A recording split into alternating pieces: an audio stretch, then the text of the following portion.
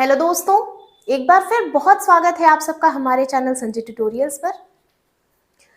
आज के वीडियो में हम लोग प्रीवियस ईयर पेपर को सॉल्व करने वाले हैं। आपका जो बीकॉम फर्स्ट सेमेस्टर है उसमें आपका एक पेपर है बिजनेस कम्युनिकेशन का, जिसमें दो पेपर्स हैं, पेपर 1 और पेपर 2, और दोनों ही पेपर्स में दो यूनिट्स हैं। तो आज के वीडियो में हम लोग डिस्कस करने जा रहे हैं बीकॉम फर्स्ट सेमेस्टर का जो हमारा पेपर 1 है उससे रिलेटेड, जो हमारा प्रीवियस ईयर पेपर था 21-22 से रिलेटेड, उसको आज की वीडियो में हम डिस्कस करेंगे। और 40 क्वेश्चंस का पूरा एक सेट था जो कि प्रीवियस ईयर में आया था, बिल्कुल उसी बेस पे आपके इस ईयर भी पेपर्स आएंगे। तो आज हम लोग प्रीवियस ईयर पेपर को सॉल्व करेंगे जो कि आपका बिजनेस कम्युनिकेशन का फर्स्ट पेपर है, ठीक है, उसको डिस्कस करेंगे। और बहुत जल्द हम लोग अपने बिजनेस कम्युनिकेशन के सेकंड पेपर को भी, जो प्रीवियस ईयर पेपर था, उसको भी डिस्कस करेंगे। तो चलिए सबसे पहले आज हम लोग डिस्कस कर लेते हैं फर्स्ट पेपर प्रीवियस ईयर का। पहला जो क्वेश्चन था हमारा प्रीवियस ईयर का फर्स्ट पेपर में, communication is the exchange of. हम सबको पता है कम्युनिकेशन के थ्रू हम क्या करते हैं, अपने इंफॉर्मेशन आइडियाज का एक्सचेंज करते हैं। तो यहाँ पे जो राइट आंसर हो जाएगा that will be exchange of ideas, ठीक है। अगले क्वेश्चन की तरफ बढ़ेंगे। नेक्स्ट क्वेश्चन था हमारा scope of communication is. Communication की अगर हम बात करें तो कम्युनिकेशन लाइफ ब्लड होता है एक ऑर्गेनाइजेशन का, और जिसका स्कोप बहुत वाइडर नेचर का होता है। तो यहाँ पे जो राइट आंसर हो जाएगा scope of communication that will be wider in nature, ठीक है, बहुत ही व्यापक होता है। आगे बढ़ेंगे। Next, in the modern age significance of communication is. अब अगर हम कम्युनिकेशन के सिग्निफिकेंस या इंपॉर्टेंस की बात करें तो मॉडर्न एज में किन किन जगहों पे आपके कम्युनिकेशन का है, तो यहाँ पे देखिए स्पेलिंग मिस्टेक है, ये ट्रेड होगा, ठीक है। तो ट्रेड में भी है, इंडस्ट्री में भी है, तो यहाँ पे जो राइट आंसर हो जाएगा that will be in all places, ठीक है। आगे बढ़ेंगे हम लोग नेक्स्ट क्वेश्चन की तरफ। नेक्स्ट क्वेश्चन आपसे पूछा था communication is what, art science both. तो हम सबको पता है कि कम्युनिकेशन की डिफरेंट थियरीज हैं, कम्युनिकेशन में बहुत सारे अप्रोचेस लगते हैं, ह्यूमन बिहेवियर की स्टडी है, तो यहाँ पे साइंस का भी अप्रोच लगता है और आर्ट्स का भी अप्रोच लगता है। तो इस वजह से कम्युनिकेशन क्या है, कम्युनिकेशन का nature both art as well as science है, ठीक है। तो यहाँ पे जो राइट आंसर हो जाएगा दैट विल बी बोथ। आगे बढ़ेंगे हम लोग नेक्स्ट क्वेश्चन की तरफ। पूछा जा रहा है आपसे बिजनेस कम्युनिकेशन इज। अब बिजनेस कम्युनिकेशन की बात करें तो कम्युनिकेशन हमेशा दो पार्टीज के बीच में होता है, यूनिलैटरल होता है। यहाँ पे हम क्या करते हैं, हम अपने आइडियाज, अपने थॉट्स, अपने विजन्स को किसी को ट्रांसमिट करते हैं, एक्सचेंज करते हैं। तो यहाँ पे टू वे प्रोसेस होता है, और जो भी पर्टिकुलर पर्सन है, जो रिसिपिएंट है, जो रिसीवर है, जो हमारे बातों को सुन रहा है, समझ रहा है, वो अपने रिस्पॉन्सेस को, हमारे मैसेज को इंटरप्रेट करता है और उस इंटरप्रिटेशन के बेसिस पे हमारे मैसेजेस का रिस्पॉन्स करता है। तो जब कभी भी हम कम्युनिकेशन की बात करेंगे तो कम्युनिकेशन हमेशा टू वे प्रोसेस होता है। तो आइए देखें यहाँ पे क्या पूछा हुआ है, 1 वे, 2 वे, 3 वे एंड डिसकंटिन्यूअस प्रोसेस। तो यहाँ पे जो राइट आंसर हो जाएगा आपका that will B 2 way process, ठीक है। अगला पूछ रहा है आपसे कम्युनिकेशन इज। कम्युनिकेशन की बात करें तो कम्युनिकेशन की एप्लीकेबिलिटी हर जगह पे होती है, यूनिवर्सल नेचर का होता है, ठीक है। तो यहाँ पे जो हमारा राइट आंसर हो जाएगा वो क्या हो जाएगा, यूनिवर्सल इन नेचर, ठीक है। आगे बढ़ेंगे। नेक्स्ट क्वेश्चन आपसे पूछा हुआ है व्हाट इज कम्युनिकेशन। कम्युनिकेशन क्या है, तो कम्युनिकेशन एक ऐसा प्रोसेस है जो कि एक ऑर्गेनाइजेशन में मैनेजर ग्रुप्स को हेल्प करता है कि वो अपने मैनेजरियल प्रोसीडिंग्स को इवॉल्व कर सके। एक कंटिन्यूअस प्रोसेस है जिसके थ्रू ओवरऑल एक ऑर्गेनाइजेशन के सारे काम स्मूथ बेसिस पे होते हैं, ठीक है। इसके अलावा 2 वे प्रोसेस तो है ही, अभी मैंने बताया, क्योंकि जब भी हम कम्युनिकेट करते हैं तो कम से कम 2 लोगों के बीच में एक्सचेंजेस हो रहे होते हैं, आइडियाज का, थॉट्स का। तो यहाँ पे अगर हम कहें तो कम्युनिकेशन मैनेजरियल प्रोसेस भी है, कम्युनिकेशन कंटिन्यूअस प्रोसेस तो होता ही है, और कम्युनिकेशन 2 वे प्रोसेस भी है। इस वजह से यहाँ पे जो राइट आंसर हो जाएगा that will be all of these. आगे बढ़ेंगे। नेक्स्ट क्वेश्चन है हमारा 4S ऑफ कम्युनिकेशन आर। जब हम एक इफेक्टिव कम्युनिकेशन की बात करते हैं तो कम्युनिकेशन को कुछ क्वालिटीज दी गई है कि वो क्वालिटीज कम्युनिकेशन के अंडर में होनी चाहिए। तो इसमें से कौन सी वो क्वालिटीज हैं जो कि कम्युनिकेशन को डिफाइन करती हैं। तो जब कभी भी हम कम्युनिकेशन करें तो कम्युनिकेशन हमेशा शॉर्ट और प्रिसाइज नेचर का होना चाहिए, सिंपल होना चाहिए, प्लेन होना चाहिए, स्ट्रेंथ होना चाहिए उसमें, ताकि वो इफेक्टिव बेसिस पे आपके विजन को एक्सचेंज कर सके, और सिंसियर नेचर का होना चाहिए। तो यहाँ पे जो हमारा राइट आंसर हो जाएगा that will be A, shortness, simplicity, strength and sincerity. आगे बढ़ेंगे हम नेक्स्ट क्वेश्चन की तरफ। पूछ रहा है आपसे which of the following classification is on the basis of organizational relation. अब देखिए, अगर हम कम्युनिकेशन की बात करें तो कम्युनिकेशन को डिफरेंट पार्ट्स में डिवाइड किया गया है, कैटेगराइज किया गया है। अब यहाँ पे पूछा जा रहा है कि अगर हम कम्युनिकेशन को ऑर्गेनाइजेशनल रिलेशन के बेसिस पे बांटे तो वो कौन कौन से क्लासिफिकेशंस हो सकते हैं। तो जब कभी भी हम अपने कम्युनिकेशन को एक ऑर्गेनाइजेशन के अंडर में उनके रिलेशंस के बेसिस पे बांटते हैं, तो एक ऑर्गेनाइजेशन में दो रिलेशंस फॉर्म किए जाते हैं, फॉर्मल रिलेशन और इनफॉर्मल रिलेशन। तो उसी के बेस पे यहाँ पे जो ऑर्गेनाइजेशनल रिलेशन के बेसिस पे जब हम कम्युनिकेशन को बांटते हैं, तो वहां पे भी कम्युनिकेशन का जो डिवीजन हो जाता है वो फॉर्मल कम्युनिकेशन और इनफॉर्मल कम्युनिकेशन के बेसिस पे हो जाता है। तो यहाँ पे जो राइट आंसर हो जाएगा that will B formal and informal. आगे पूछ रहा है आपसे which of the following type is not included in communication of flow.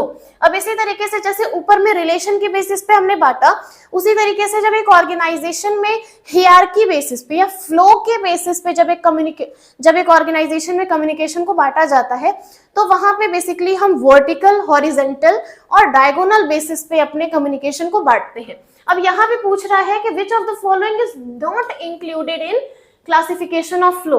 तो देखिए, वर्टिकल ये आता है फ्लो में, हॉरिजेंटल भी पार्ट होता है फ्लो का, डायगोनल भी पार्ट होता है फ्लो का, बट अगर हम नॉन वर्बल कम्युनिकेशन की बात करें तो ये फ्लो बेसिस पे नहीं बांटा जाता है। तो यहाँ पे जो राइट आंसर हो जाएगा that will B D.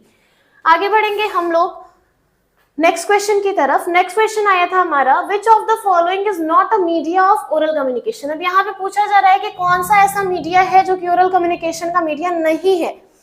Oral communication यानी जो भी चीजें हम मौखिक बेसिस पे बोल के, ठीक है, कहते हैं, कम्युनिकेट करते हैं, वो हमारा ओरल कम्युनिकेशन का पार्ट होता है। अब यहाँ पे पूछा जा रहा है कि कौन सा ऐसा एक चीज है जो कि हमारा ओरल कम्युनिकेशन का पार्ट नहीं है।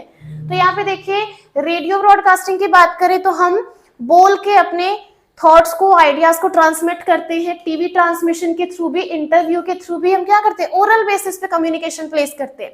बट अगर क्वेश्चनियर्स की बात करें तो क्वेश्चनियर कुछ सेट ऑफ क्वेश्चंस होते हैं जिनको फिल करके, जिसको रिटन फॉर्म में लिख के भेजना होता है। ठीक है, तो क्वेश्चनियर रिटन फॉर्म है, ओरल फॉर्म नहीं है, इस वजह से यहाँ पे जो राइट आंसर हो जाएगा दैट विल बी क्वेश्चनियर। आगे बढ़ेंगे हम लोग। पूछा है मैसेज इज, हमेशा याद रखिएगा मैसेज का जो स्ट्रक्चर होता है वो हमेशा इनकोडेड नेचर का होता है, क्योंकि मैसेजेस क्या है, मैसेजेस एक थॉट है, इंफॉर्मेशन है, कुछ विजन है जिसको हम इनकोड करके अपने रिसिपिएंट तक भेजते हैं। तो हमेशा जो मोड होता है मैसेज का वो इनकोडेड होता है। तो यहाँ पे जो राइट आंसर हो जाएगा आपका वो हो जाएगा इनकोडेड। ठीक है, आगे बढ़ेंगे हम लोग क्वेश्चन नंबर 13 की तरफ। क्वेश्चन नंबर 13 है आपका, the response received to a message is called. अगर हम ओवरऑल कम्युनिकेशन प्रोसेस की बात करते हैं तो कम्युनिकेशन प्रोसेस शुरू होता है आपके सेंडर से। एक ऐसा पर्सन जो कि जिसके पास कुछ विजन होता है, कुछ थॉट्स होते हैं, कुछ इंफॉर्मेशंस होते हैं, कुछ आइडियाज होते हैं जिनको वो एक्सचेंज करना चाहते हैं, और वो एक्सचेंज किसके थ्रू करते हैं, सबसे पहले वो अपने ओवरऑल थॉट्स को इनकोड करते हैं। इनकोड करने के बाद किसी एक पर्टिकुलर मीडिया का यूज करके उस मैसेज को ट्रांसमिट करते हैं रिसिपिएंट तक। फिर रिसीवर तक वो मैसेज पहुंचता है, रिसीवर उस पर्टिकुलर मैसेज को इंटरप्रेट करता है, समझता है, सुनता है, इंटरप्रिटेशन करता है, और फाइनली जो कुछ भी उन्होंने उस पर्टिकुलर मैसेज से समझा उसका वो रिस्पॉन्स भेजते हैं, जिसे हम फीडबैक बोलते हैं। और वो फीडबैक दोबारा से सेंडर के पास जाता है, और इसी प्रोसेस में हमारा overall communication process continuous basis पे रन करता है।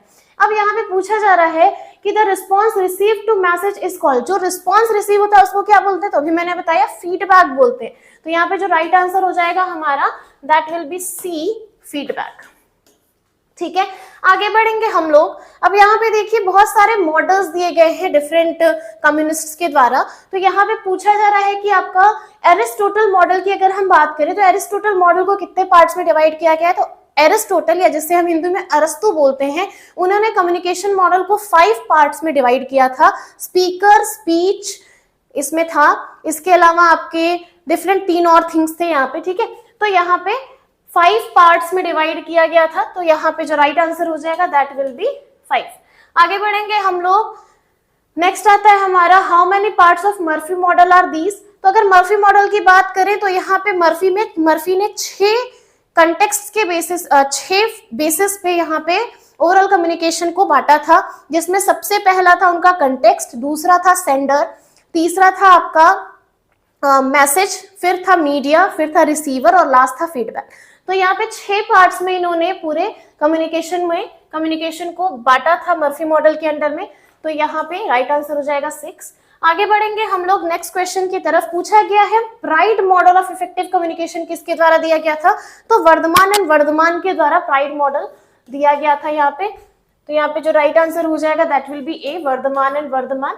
आगे बढ़ेंगे हम लोग नेक्स्ट क्वेश्चन की तरफ। नेक्स्ट क्वेश्चन है हमारा effective communication of any business is.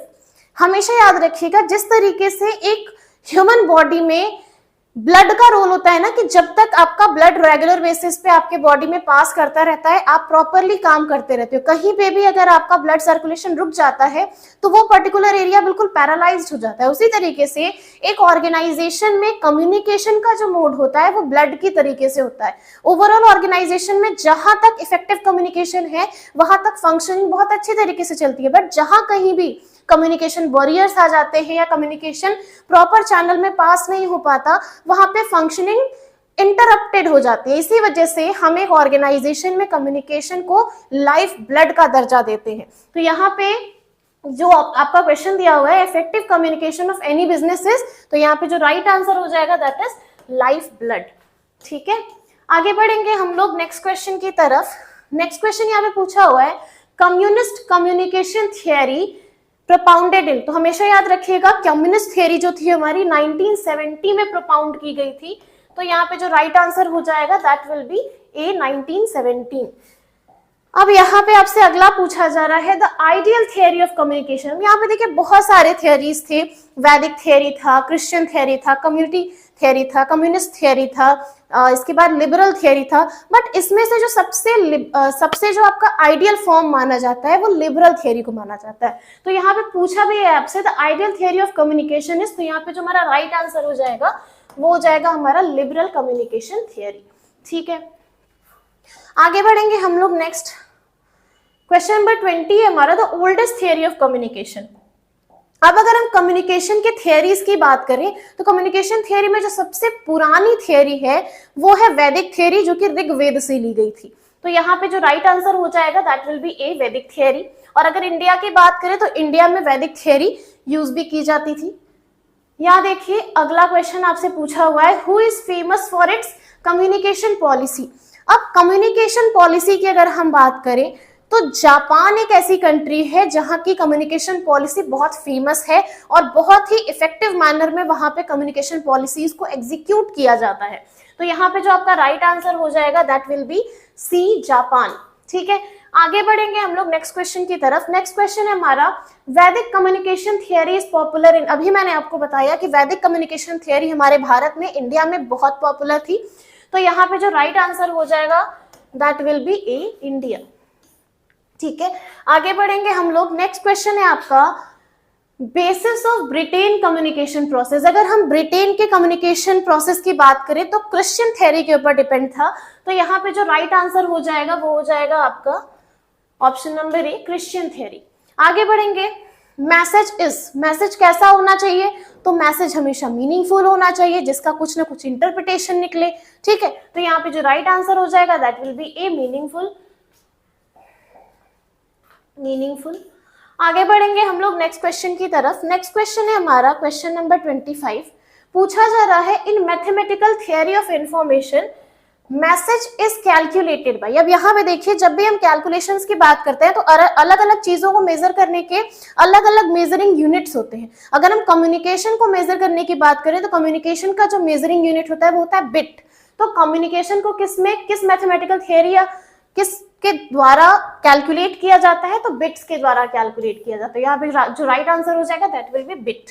ठीक है, आगे बढ़ेंगे। पूछा जा रहा है फॉर्म ऑफ ओरल प्रेजेंटेशन। तो फॉर्म ऑफ जो मेन ओरल प्रेजेंटेशन की अगर हम बात करें तो ओरल प्रेजेंटेशन को 2 फॉर्म्स में बांटा गया है। ठीक है, तो यहाँ पे जो राइट आंसर हो जाएगा दैट विल बी 2। ठीक है, आगे बढ़ेंगे हम लोग। नेक्स्ट आता है आपका बैरियर से रिलेटेड क्वेश्चंस है। ये पूछा जा रहा है सिमेंटिक प्रॉब्लम्स रिलेटेड टू।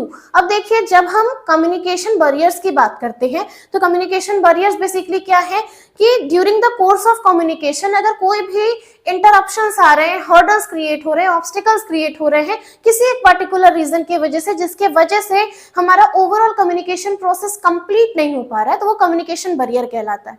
अब एक ऑर्गेनाइजेशन की अगर हम बात करें तो एक ऑर्गेनाइजेशन में बहुत सारे कम्युनिकेशन बैरियर्स अराइज होने के चांसेस होते हैं, जैसे सिमेंटिक बैरियर हो गया, इमोशनल बैरियर्स हो गए, ऑर्गेनाइजेशनल बैरियर्स हो गए, ठीक है, फिजिकल बैरियर्स हो गए, अदर बैरियर्स हो गए। तो यहाँ पे बहुत सारे बैरियर्स के कैटेगरीज हैं। अब यहाँ पे पूछा जा रहा है कि अगर हम सिमेंटिक बैरियर्स की बात करें वो किससे रिलेट करते हैं, तो जब कभी भी हमारे मैसेजेस फॉल्टी बेसिस के होते हैं या हम अपने मैसेजेस को प्रॉपरली ट्रांसलेट नहीं कर पाते हैं, बैडली एक्सप्रेस मैसेजेस होता है, तो ये सारे जो मैसेजेस होते हैं या फिर कह सकते हैं जो लिंग्विस्टिक बैरियर्स होते हैं वो सारे हमारे सिमेंटिक बैरियर्स के अंडर में आते हैं। अब यहाँ पे देखिए ऑप्शंस क्या क्या है।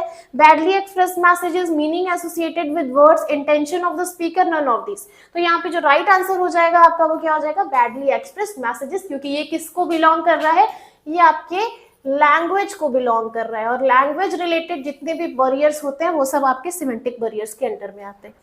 नेक्स्ट आता है आपका फॉल्टी ट्रांसलेशन। फॉल्टी ट्रांसलेशन भी आपका एक लिंग्विस्टिक या सिमेंटिक बैरियर ही है।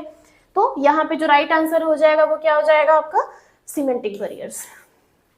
आगे बढ़ेंगे हम लोग नेक्स्ट क्वेश्चन की तरफ। क्वेश्चन नंबर 29 है आपका रेपुटेटरी रिलेशन रिलेटेड टू। जब भी हम रेपुटेशंस की बात करते हैं, पावर की बात करते हैं, तो ये आपके ऑर्गेनाइजेशनल बैरियर के अंडर में आता है, ठीक है।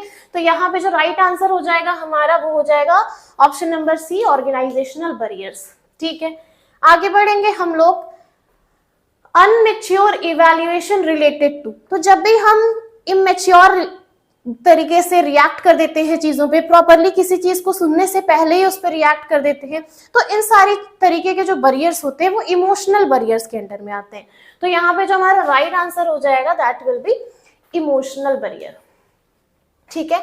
आगे बढ़ेंगे हम लोग। पूछा जा रहा है बॉडी लैंग्वेज रिलेटेड टू। अब बॉडी लैंग्वेज की अगर हम बात करें, हम बात बिल्कुल सही तरीके से कर रहे हैं, बट हमारा जो एक्सप्रेस करने का तरीका है या जो हमारी बॉडी लैंग्वेज है वो गलत तरीके से रिएक्ट कर रही है, जिसकी वजह से सामने वाला इंटरप्रिटेशन गलत तरीके से कर ले रहा है। तो इस सारे तरह के जो बैरियर्स होते हैं वो पर्सनल बैरियर्स के अंडर में आते हैं। तो बॉडी लैंग्वेज से रिलेटेड जो बैरियर्स हैं उनको हम किसके अंडर में रखते हैं, तो बॉडी लैंग्वेज जो है वो पर्सनल बैरियर्स का पार्ट होता है।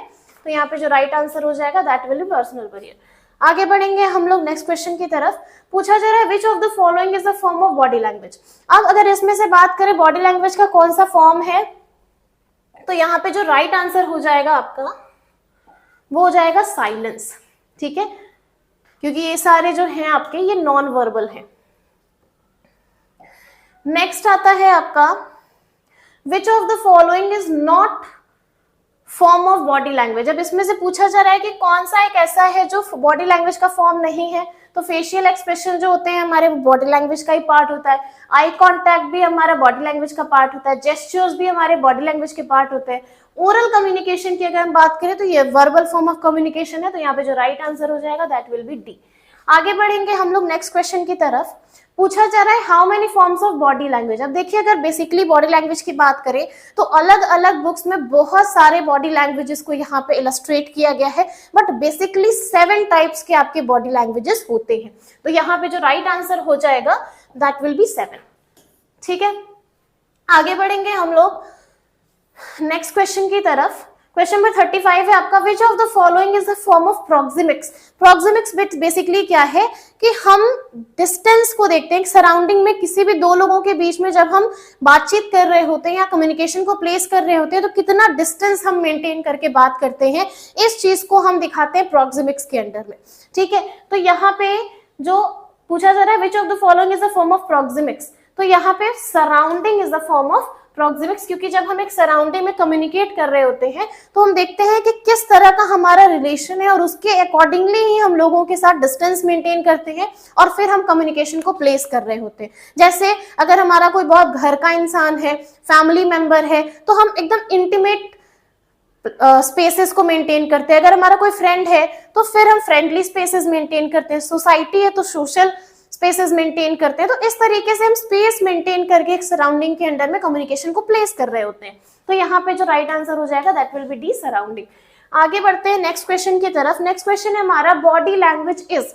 बॉडी लैंग्वेज हमेशा कैसा होना चाहिए, तो भी मैंने बताया स्ट्रक्चर्ड होना चाहिए।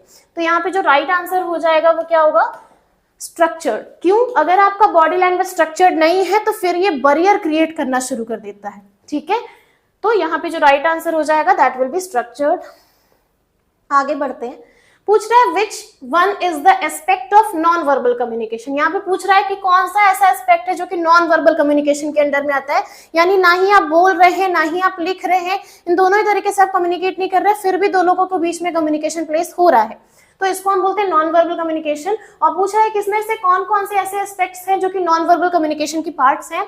तो बॉडी लैंग्वेज की बात करें तो ये भी नॉन वर्बल है, पैरा लैंग्वेज की बात करें तो ये भी नॉन वर्बल है, साइन लैंग्वेज की बात करें तो ये भी नॉन वर्बल है। तो यहाँ पे जो राइट आंसर हो जाएगा that will B D, all of these. ठीक है, आगे बढ़ेंगे हम लोग नेक्स्ट क्वेश्चन की तरफ। नेक्स्ट क्वेश्चन है आपका red colour is the indication of. अब देखिए, जब हम नॉन वर्बल कम्युनिकेशन की बात करते हैं तो यहाँ पे कलर्स का बहुत ज्यादा यहाँ पे मीनिंग होता है। अगर डिफरेंट कलर्स डिफरेंट चीजों को रिप्रेजेंट करते हैं। अब यहाँ पे अगर हम रेड कलर की बात करें तो रेड कलर एक्साइटमेंट का कलर होता है, इस वजह से यहाँ पे जो राइट आंसर हो जाएगा that will be A, excites. आगे बढ़ेंगे क्वेश्चन नंबर 39 की तरफ। पूछा जा रहा है non verbal communication represents. Non verbal communication किस चीज को रिप्रेजेंट करते हैं? तो नॉन वर्बल कम्युनिकेशन साइन को भी रिप्रेजेंट करते हैं, सिग्नल्स को भी रिप्रेजेंट करते हैं, इंडिकेशन के थ्रू भी कम्युनिकेशन प्लेस करते हैं। तो यहाँ पे जो राइट आंसर हो जाएगा that will B D, all of the above. ठीक है, आगे बढ़ेंगे हम लोग नेक्स्ट क्वेश्चन की तरफ। नेक्स्ट क्वेश्चन है हमारा विच of the following is not a form of body language. अब इसमें से पूछा जा रहा है कि कौन सा बॉडी लैंग्वेज का पार्ट नहीं है या फिर कौन सा इसमें से non verbal form of communication नहीं है। तो फेशियल एक्सप्रेशन की बात करें तो ये भी बॉडी लैंग्वेज के अंडर में आता है। जेस्चर्स की बात करें तो ये भी बॉडी लैंग्वेज के अंडर में आता है। अपीयरेंसेस की बात करें तो ये भी बॉडी लैंग्वेज के अंडर में आता है। तो यहाँ पे रिटन जो है ये एक वर्बल फॉर्म ऑफ कम्युनिकेशन है, इस वजह से ये non verbal form of communication या बॉडी लैंग्वेज के अंडर में कवर्ड नहीं होगा। तो राइट आंसर हमारा यहाँ पे क्या हो जाएगा, डी। ठीक है, तो ये थे हमारे सेट ऑफ 40 क्वेश्चंस जो कि प्रीवियस ईयर पेपर में आपके आए थे बिजनेस कम्युनिकेशन पेपर 1 में। बहुत अच्छे तरीके से एक बार इन सारे क्वेश्चंस को रिवाइज कीजिएगा। सारे क्वेश्चंस को गो थ्रू करते हुए सारे आंसर्स को बहुत अच्छे से एक बार ध्यान से पढ़ के जाइएगा और खूब बेहतरीन तरीके से अपनी परफॉर्मेंसेस दीजिएगा ताकि बहुत बेहतरीन प्रदर्शन कर सकें आप लोग, बहुत बेहतरीन मार्क्स आप लाएं।